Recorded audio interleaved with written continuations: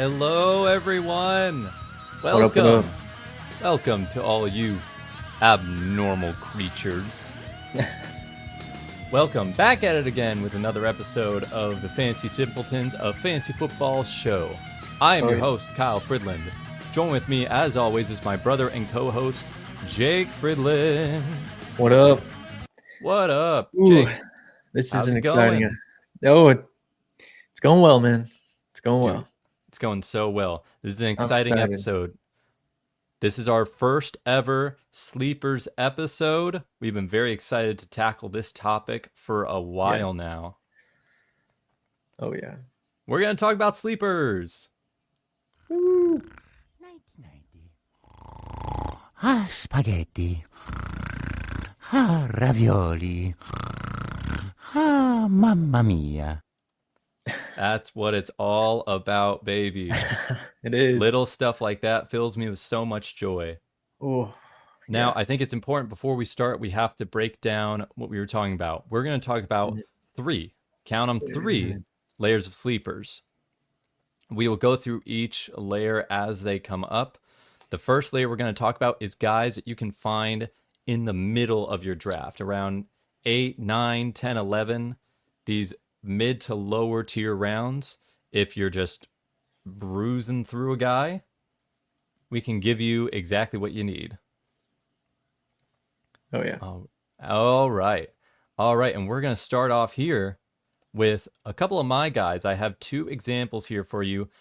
This is Jauan Jennings and Dak Prescott. So with Jauan Jennings, he's going on average around the 8th round, nearly crossing over into the 9th round. He's the wide receiver 45 currently in most drafts. Now, I think Jauan Jennings is an absolutely underrated player. I think he had a near breakout campaign last season. And this season, he's got no Deebo Samuel. He's got no Brandon Ayuk, at least until for the first half of the season. And even when Brandon Ayuk does come back, he's not going to be fully healthy. Mm-hmm. Outside of that, you just have George Kittle and you have Ricky Pearsall. Jauan Jennings, I think, is the one that, of all the wide receivers specifically, has the tightest connection with Brock Purdy right now. He ended last season as the wide receiver 25, and I think he had a chance to do a lot more because most of his production came after the first month of the season. This is a guy, if you play your cards right, he's going to be a top 20 wide receiver, making him an absolute steal of a man. Yeah, I like Jauan Jennings. I think he's going to be good. I mean, he's really only competing with, what's his name? Ricky Pearsall. So I think it's pretty obvious that he's going to do well. He has that connection with Brock Purdy. So he's a great sleeper. He's always slept on too, man. Every year. Yeah, completely. Every year. This year especially, which feels very wrong. Also, and if you're worried about the Jauan Jennings contract situation, and I'm sure some people are, I don't think it's going to amount to anything. I think he's going to be perfectly fine. Either they're going to agree to a deal or he's going to come back before the season starts. If you are worried about that, and if that's a thing that concerns you, then go draft Ricky Pearsall. Because guess where he's going? Wide receiver 44, right next to Jauan Jennings. Same spot. So if you're concerned about Jauan Jennings, go get Ricky Pearsall. Next up here is Dak Prescott. This is the average QB 12 being taken off the board in the 9th round. Dak always feels like he's either overhyped or underhyped every season, and there's never an in-between. This is a guy that last season was coming off, actually 2 years ago, coming off one of the best performances he's ever had, top 5 quarterback overall, and then this previous season has not looked nearly as good. But it was a weaker offense. He had no run game. It was just CeeDee Lamb, and once you covered CeeDee Lamb, then there wasn't much else, and then he got hurt. But now he's got George Pickens, someone who I think is a perfect complement to CeeDee Lamb as a second receiver. He can do all the things that is different to CeeDee Lamb, so they play off each other very well. They're going to be passing the ball a lot because they have Javonte Williams as their running back. And unless Jaden Blue becomes a, absolute diamond top 10 running back, this is going to be a passing offense first. And I think he has a chance to be way up in the top 10, maybe somewhere between 5 to 8. Yeah. And I want to reiterate that these tier 1 sleepers are middle round sleepers in a redraft league or dynasty league, whatever. So just got to keep that at top of mind because some people would look at Dak and be like, hey, this dude's not a sleeper. Well, on our tier system, we're saying that Dak is more of a slept on quarterback. Okay. Absolutely. Not that he has potential to move, super far up, because I think we know what Dak can do, right? He's shown that. But based on last season, Dak can definitely outperform that season and kind of go back to like what Kyle was saying, how he was a couple of years ago. Super good, great dynasty asset. I'm not dynasty, fantasy. Decent for dynasty too. Decent for dynasty, yeah. Yeah. Bit of an older prospect, but I mean, a good quarterback is a good quarterback, and like you need that, right? Quarterbacks can also get a little bit older if he maintains his health this year. I mean, come on, the sky's the limit for Dak. Like, it's an offense that's going to rely heavily on him. And if you need any better indicator of what I'm talking about, the current quarterbacks going ahead of him, I was wrong. Being drafted as QB 13. The quarterbacks going ahead of him, Justin Fields, Jared Goff, Brock Purdy, Kyler Murray. And to me personally, I think Dak is a safe bet to go and make a jump over all those guys. Yeah, I'm with you. But that's just me. Jake, we got a couple guys here in these middle tiers that, why don't you take us through real quick? Yeah, so a couple guys here. I'm going to start it off with Tank Bigsby. Then we also have Jordan Mason on the screen here. But so let's look at Tank Bigsby. Okay, running back from Jacksonville. There's 3 running backs right now that are kind of in the running to, try and see. Jacksonville's testing them out to see who could be the guy. Is there going to be one guy that steps up and just takes control of the offense? Are they going to, have a shared backfield with all 3 of these guys? We don't really know, right? But what we do know is that last year, Tank Bigsby was he was a better yards per carry guy than his competition in the backfield.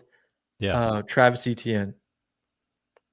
Travis Etienne had a bit of a down year, which is why we're talking about Tank Bigsby last year. So because they split the backfield last year, and that was majority of the year. And then they come into this off season kind of still trying to figure out, like, okay, who's going to take over? Who's going to take over, right? Is Travis Etienne going to produce this year the way he was a couple years ago? Or is Tank Bigsby going to make the step up? Or is Bashil Tootin going to make that step, right? Yeah. Okay. And so it's kind of hard to tell you like which running back is going to take that jump. But I have a good feeling that Tank Bigsby could be that guy. All right. I think he's been improving year after year. He bounced back from a rough rookie year, and a rough rookie year in 2023, right? Rough is just a light way of putting it. It was Yeah, bad. he was no competition, but then, you know, in 2024 he had to step up because Travis was not producing at the elite level that that he was previously. Anyways, I don't know. Just all that being said, I think he has electric upside because we've never really seen him kind of have a ton of touches. Yeah. I want to see him be the guy in a game. I want to see. I think he has just a great chance at outperforming Travis if he does not rise to the occasion. I don't know. What do you think, Kyle? I think Tank Bigsby is becoming very interesting very quickly. It's kind of lost a little bit last season, but sometimes if you look at some of the plays he made last year, some of those touchdown runs, it's like, wow, you forget he was very physical. He's a very tough runner. He made some very impressive highlights. It just kind of all got lost in this sea of negativity that was surrounding uh, the whole running back community of an even backfield of 50-50 touches, which is the most heinous thing you can do in fantasy as a football team is just never stick to one guy. But with Tank Bigsby, I've been seeing a little bit more over the last couple of months hype surrounding him. He's currently 12th round right now. Expect him to go up to maybe 11th or even 10th round if you're expecting a draft in the next week or two. I think of all the three, he has the best potential, especially since he has a year on Travis Etienne, who this is the last year of his deal. Yeah. Yeah, exactly. And, you know, everyone thinks that it could be Travis Etienne. You know, he could come back this year. But I just think people are forgetting what Tank did last year and how he kind of, you know, he outproduced Etienne a bit, yards per Yeah. carry. And he had some electric plays. So you know, that's kind of why I'm talking. I put Tank Bigsby here, but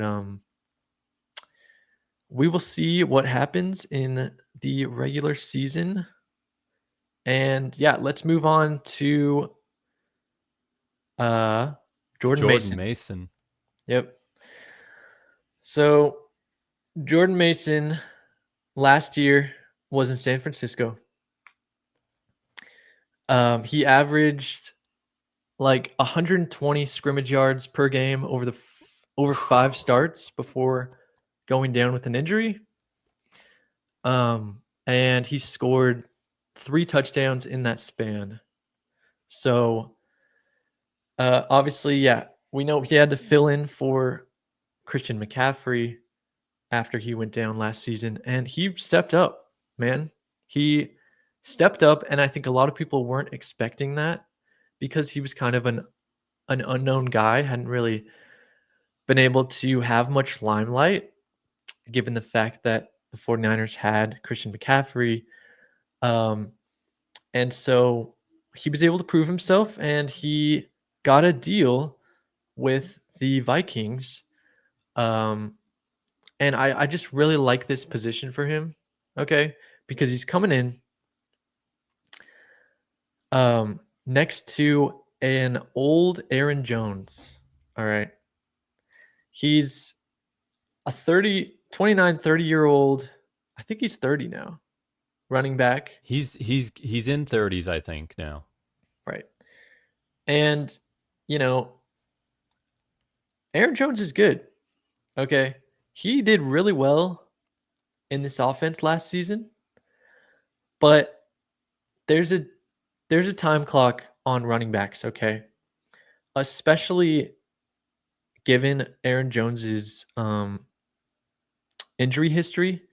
you have to consider why the Vikings kind of got Jordan Mason.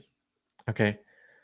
It could easily be a split backfield, right? Just how it was when Aaron Jones was at Green Bay. It was more of a split backfield with Aaron Jones and A.J. Dillon. I think that could easily be the situation that Jordan Mason's in this offense. And given that he's younger and he's got a lot of potential, he could easily kind of overtake Aaron Jones if an injury happens, or just in general, because Aaron Jones is a little bit older. I think he signed like a 2-year deal. I think this is the last year on his contract. I could be wrong. I think I'd have to look into that. Mm-hmm. It was a 2 or 3 year deal, and yeah. But anyways, yeah, that's kind of why I like Jordan Mason here, and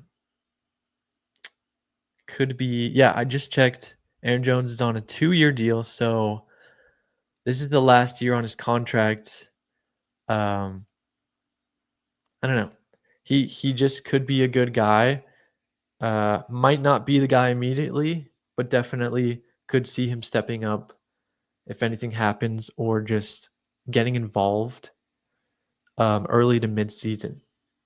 It could be interesting. It's an offensive guru trading to another offensive guru in Kyle Shanahan and Kevin O'Connell. It's a guy that we saw what he's going to be good at. He's not going to be a pass catching back.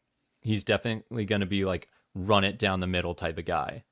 So I could see them using him in a lot of early down stuff and using Aaron Jones more in second down, third down pass catching territory.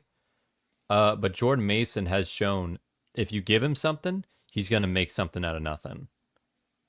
So I think he's a guy that can do very good in a good offense, especially if JJ McCarthy can run this the way we think he's going to run it. Definitely. Yeah. Absolutely. Take the chance on him. Yes. Now we are going to move on from normal sleepers to deep sleepers. What's the difference here? Deep sleepers would be guys near the end of your drafts. Last 2 to 3 rounds, I'd say. Rounds 15, 16, 17, beyond that. These are guys to target when you're near the end. Like, for example, say sleepers is like a light nap. It's like a light nap after in between your day. This is like deep sleep. This is after a long day of work and you're getting your 8 hours in. For this, I got 2 guys right here.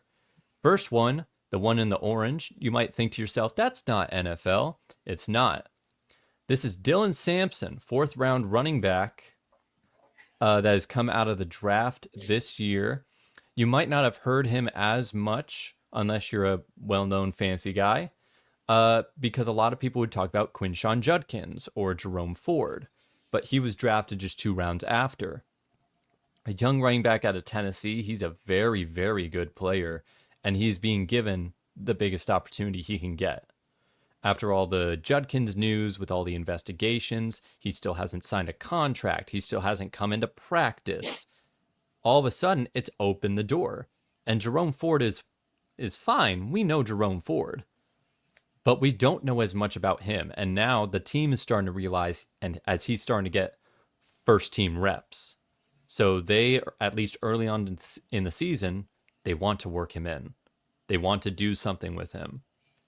He's being drafted in the 15th round. If this guy is projected to be a 1A, 1B type of running back with Jerome Ford at the start of the year, a 15th round, that's an absolute massive steal. Yeah, we always talk about having handcuffs, right? When it comes to running backs. And, Dylan Sampson is no exception. You have to look at him as they drafted this guy for a reason. Their number 1 draft pick Quinshawn, drafted running back, could miss time. And so Jerome Ford stepping up, but I think they're going to want to get Dylan Sampson involved just to see what he could do. And after that, he's either going to not look good, right? Yeah. And they will, go more with Jerome Ford, or he'll look great and they'll, keep using him and the production could get a lot higher. So yeah, he's a great sleeper and a great handcuff to have if you have anyone on this Cleveland offense ahead of him. Dude, I mean, honestly, you can consider Quinshawn Judkins. You can make the argument he's becoming the handcuff because that's how bad it's becoming with his situation. I think absolutely take the risk. There's no other running backs that you can find this late that have a potential to be like the number one guy. So I think he's the biggest, possibly one of the biggest steals you can get in this. As for tight end steals, we got Brenton Strange. Most of the time, this is to be expected. Backup tight ends usually go around near the end of drafts. So if you're looking to get a guy to be your backup, maybe you have someone like George Kittle, who's amazing, but can get injured a lot. Maybe you have a guy that's just not as easy to stay on the field. Go take a look at Brenton Strange. This is a guy that when he was with the Jaguars last year, he got an opportunity after the Evan Ingram injury, and he looked good. There were games where he had a lot of catches, a lot of targets. He played a very similar role to Evan Ingram, and now spots have been opened up. I know they still have Brian Thomas Jr. and they have Travis Hunter, but if you get a safe option in there like Brenton, if this offense really gets moving, if we look at Trevor Lawrence as a possible guy to step up this year with all these weapons around him and this becomes like a top 10 offense. Yeah. I'm not saying that is going to happen, but Brenton Strange is definitely a lower end tight end to take a chance on. Yeah, he looked great last year when he played, man. So I think it's hard to deny that he won't have some consistent production in this offense. Pass heavy offense. And yeah, his upside is definitely there. I would say, you definitely might want to watch him the first couple weeks, but like that's the thing about sleepers, right? If they pop off, okay. If they pop off, you're competing. Yeah, you're competing to get them. So that's why, we're telling you to watch these guys now, consider them later in the drafts because they could be gone. So yeah, I like Brenton Strange as a lower tier tight end. I think he'd be a fine guy to stash and maybe have as like a tight end 3, tight end 2, maybe even depending on who your tight end 1 is, right? If you want to take a chance on later tight ends, that's never a bad move. I think it's worth the risk. I think it would have been a little higher if Travis Hunter wasn't drafted, but since people still have a bit of we don't know exactly what's going to happen with Travis Hunter yet. We have a general idea, but he's the unicorn. He can do anything. So we're just going to have to wait and see. But I think Brenton Strange, of a lot of tight ends that you can get at the end of your drafts, he's probably one of the highest upside ones. Yes. And we will move on to Jake's deep sleepers here. Jake, take us through a couple of these guys. All right. So we have Cedric Tillman on the Browns and Tory Horton on the Seahawks. So just kind of talk about Cedric Tillman for a little bit. He is slated to be the wide receiver 2 on the team, next, right behind Jerry Jeudy, on the depth chart. And, he's just a really interesting guy because last season, he was out. No, he was out. He had 4 games where he really kind of popped off. And then a concussion. And then he had a concussion. Yeah. And it was a bad concussion that took him out for most of the season and took off what we could have saw from a breakout. Exactly. So, yeah, he started to have a breakout.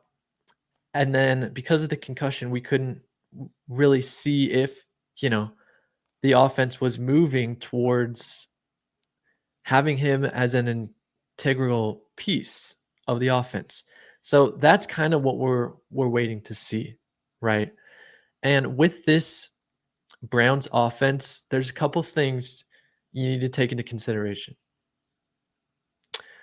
The wide receiver room is not great. Okay. And that's a big reason why he's on the board here. Behind Jerry Jeudy and Cedric Tillman, there's really nobody. Okay. There's There's Njoku. Okay. Yeah. But he's the only one. He's the only one. That's fair. They have their tight end Njoku. But on a wide receiver perspective, they really don't have anybody, okay, besides these 2 guys. And Cedric Tillman, he's not a slot guy, man. He's an yak guy, okay? He's going to play on the outside, across from Jerry Jeudy, and catch those long bombs and just use his big frame to take it in, to the house. That's what he did, and I'm expecting to see more of that from him this year. See, the other thing we have to look at, though, is it's a very shaky quarterback room. But I really like Joe Flacco. If he is the slightest of what he was when he played for the Browns a couple years ago, I think there's a lot of potential in this wide receiver room, with him being the guy. So that just ups Cedric Tillman a little more. Now, if it gets outside of Joe Flacco, if they start testing out with some of the other guys, he might not be such a buy. But we just got word that Joe's going to be the guy, and so it's going to be pass-heavy offense, okay? Especially early on in the season, they're going to be playing a lot of defenses. They're going to be playing a lot of great teams with good run-stuffing defenses. Yes. So there's a chance that they might have to get into shootouts or, fingers crossed, garbage time. Exactly. Yeah, so I really like this guy stepping into the wide receiver 2 slot there, and hopefully just establishing himself as a great part of the offense. Now, moving on to Tory Horton. This guy is exciting. Okay. He was a late round draft pick this year for the Seahawks. And everyone's saying that he is the steal of the draft. Ooh. All right. Steal of the draft. Okay. He fell to the later rounds solely because he was hurt this last season in college, for most of the season. And previously, the 2 seasons he had before this last season in college, he went off. He really killed it.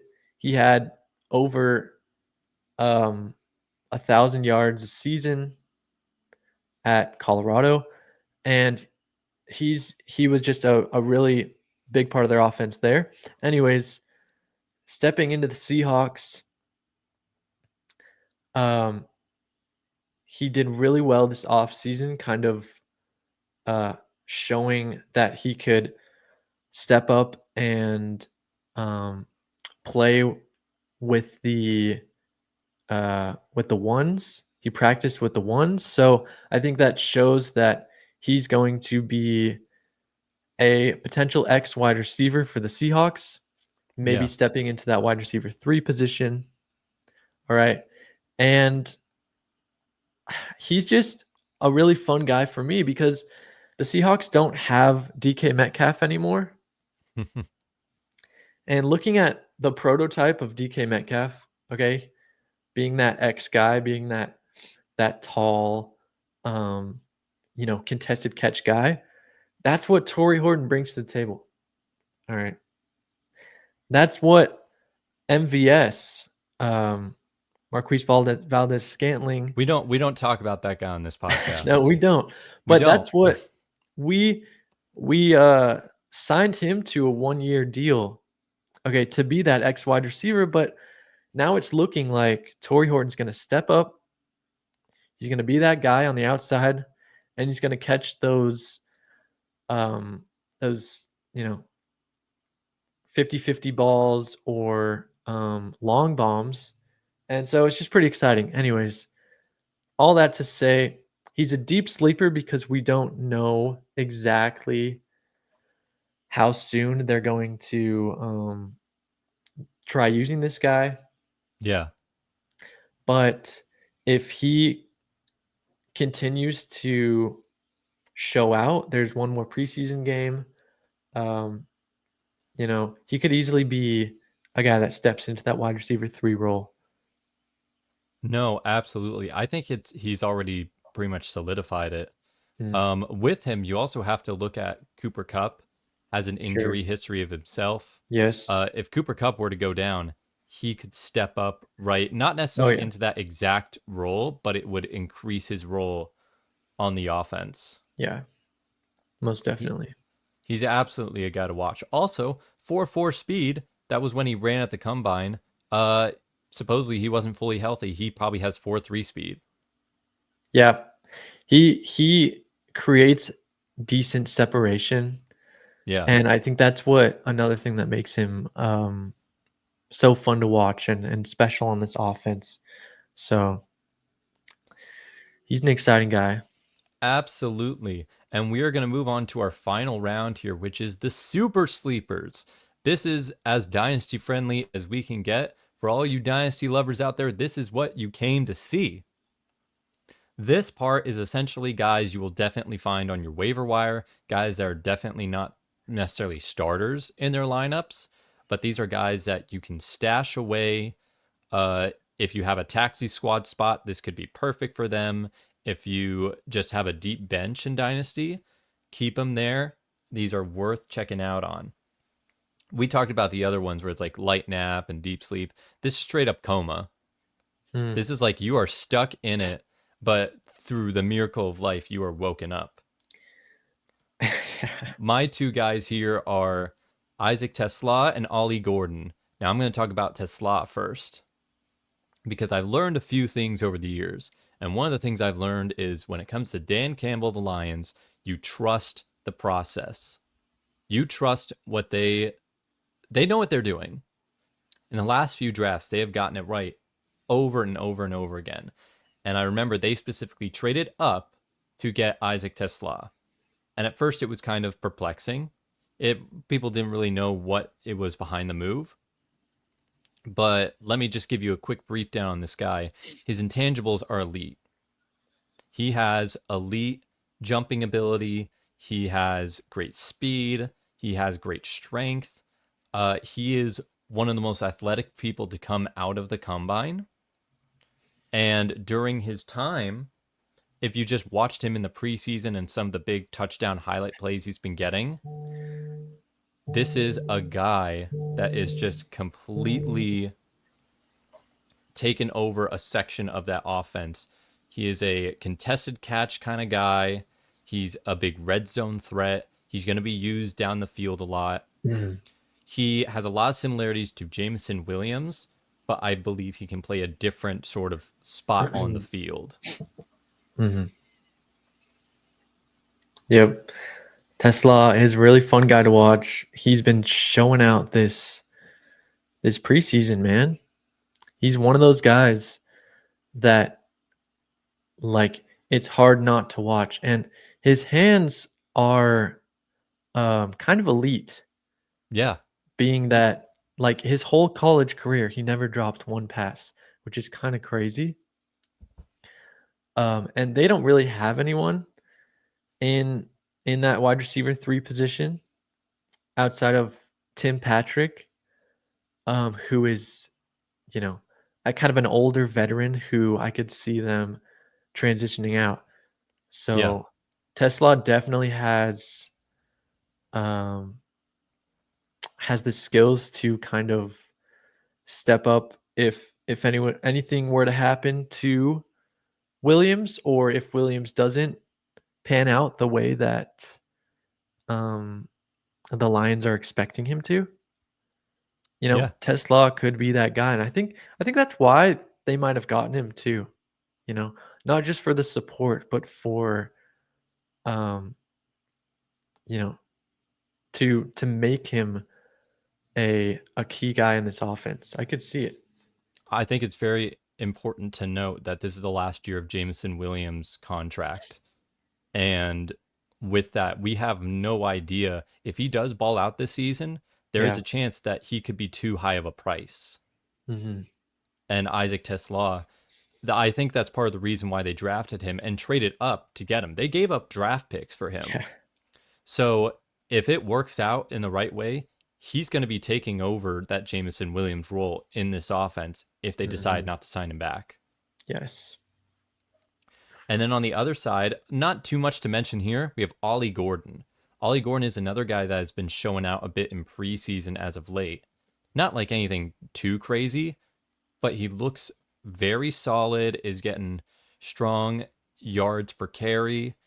When you watch him, he just looks like a starting running back. Hmm.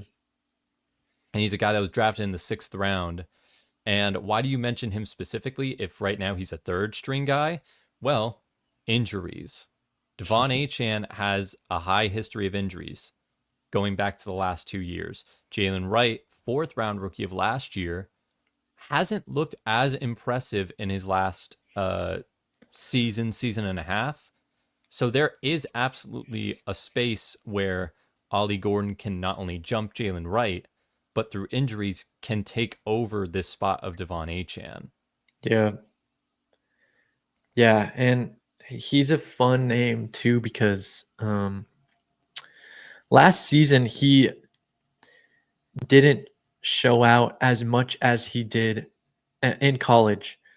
2 years ago, he was such a standout running back in college that he was actually projected to be one of the top running back picks in this draft. And, but then he kind of had a lack of production this last season in college, and that's why he fell so far in the draft. But I think that shows that he's just raw, and he's still getting the hang of things.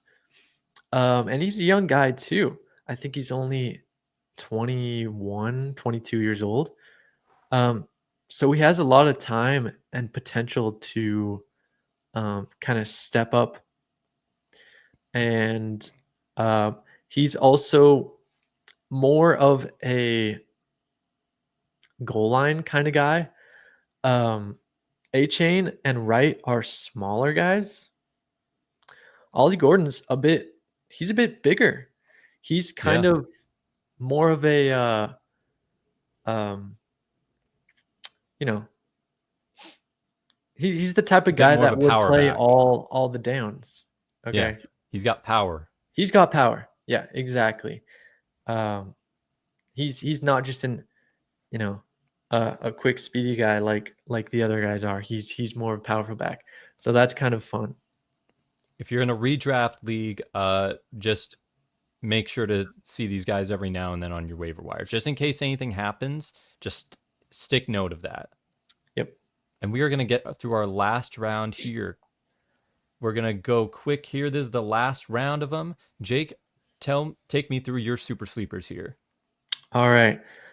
So we have Roman Wilson on the Steelers, and then we have Kendre Miller on the Saints. Okay. These are deep guys. Yeah. But I think they have a lot of potential. All right. We'll start off with Roman Wilson.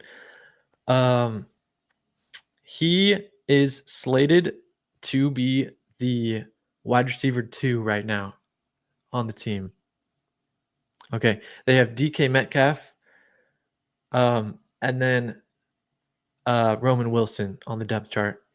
Yeah. And I think it's tough because last year he was hurt. He got hurt early in the season, and we didn't really get to see him play at all. Yeah. Okay, he had an ankle injury, and so we are really basing a lot of what he could do on his college experience and his draft capital. I think he was a third round. He was a 3rd round pick. Yep. And I don't know. He looked really good in college. You know, last year is famously known for having just great wide receiver prospects. Yeah. And so the fact that he was a 3rd round pick, I think, means a lot. But also in preseason, he's been kind of showing out and showing what he could do. So I think, like I said, he's got that potential. He just kind of needs to show it and, you know, step into that slot position and be that guy. As they don't really have much going on outside of him and DK. Yeah. And their tight ends. But yeah, that's kind of why I like him. If he stays healthy, you know, he could be a fun guy to take. He's a massive what if type of player. You go in with a lot of he's more that player you look at him based on what the team wants him to be. Because the team wants him to be the wide receiver 2. He's a boomer bust guy for sure. He's an absolute boomer bust guy, and you don't need to worry about risk. He'll be there on your waiver wire. He'll be way down low. If he starts popping off some weeks, pick him up, see what he can do, see if it carries over. Yeah, you wouldn't want to miss out on him if he, you know, if he became a consistent part of the offense, I think. Yeah. And and then let's talk a little bit about Kendre Miller. Okay. This guy has a lot of potential, and I think every year people say that, and he just hasn't capitalized. I think solely because they have an amazing starting running back in Alvin Kamara. So the big thing with Kendre has always been like, okay, Alvin Kamara's getting older, right? They drafted Kendre to be the guy to step up for Kamara once he kind of gets more on the downtrend of things, because he's a bit older. He has, you know, sometimes he gets injured, and but unfortunately for Kendre, Kamara's just been going every season. He's super good, so Kendre hasn't been able to really produce much. But, and there's a big but, okay. I think that this could be the year that they start ramping up touches for some of these guys like Kendre and Devin Neal, because Kamara is just, you know, getting older. Yeah. And that's what happens. And you need to have good handcuffs, okay, for these guys, these older guys, just in case they get hurt or the team wants to go in a different direction. All right, so I don't know. He's just a fun pick to have because when he does play, and he has had some snaps, right? He had some snaps last year. He did I think have he some played a little last bit in the year. Green Bay game. Yeah, I think he didn't. He showed up on some snaps his rookie season a little bit, okay, but he was competing, with Jamal Williams in the backfield as the RB2. Then last year, he kind of actually started a couple games just because Kamara got injured. He had like a slight aggravation for his ankle or knee or something. And so he did start, but it's tough because the offensive line is so bad too. And they looked so bad when he was playing last year that I can't tell if it's the offensive line or if it's Kendre Miller. And that's why I want to see more of him because he is an explosive guy. We will have to see on him. I'm not super bullish yet, but this is why we're talking about like super sleepers. This guy's way down there right now, and Sure. for reasons. He's been injured a lot. There's been a couple years where Kamara's always been there. Now with this season, they drafted a 4th round running back in Devin Neal, so he's also on the roster as well. So there is stuff going against him, but maybe that's going to turn around this time. Maybe instead of luck being against him, maybe he starts getting lucky himself and he'll get more opportunities and more chances. And it's all about taking those chances you have and just running with it. Yeah. I would really not be surprised if he has to step up this season. Okay. Yeah. And I might be biased because I've had him in my dynasty leagues for a while now, just like waiting basically because he was a higher drafted guy in dynasty rookie drafts a few years back.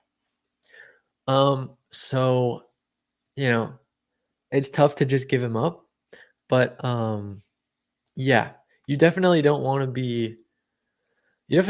to like miss out on him if he pops off on the waiver wire. Yeah. That is absolutely right. And that is going to be the end of the guys we have. So we just named through all our sleepers, all the 3 layers. That's about 12 different players that we gave you. A lot of lovely info for free. We didn't even charge you for it. But we are going to finish off this episode here. Thank you to everyone listening. We have Instagram, X, TikTok accounts. You can also listen to us on Spotify and Apple Podcasts. Jake, any last thoughts before we go off here? No, you said it, man. Yeah. Tune in to what we got going on. On these next videos. Hope that you took away some sleepers from this episode. Yeah, but we're getting right into draft season. If there's any sleepers that you like, that we have not mentioned on this video or in any other video, leave a comment. Let us know. We'd love to talk and chat. But that is all for us. Thank you so much for listening. In a complex world, just stay simple. Stay simple.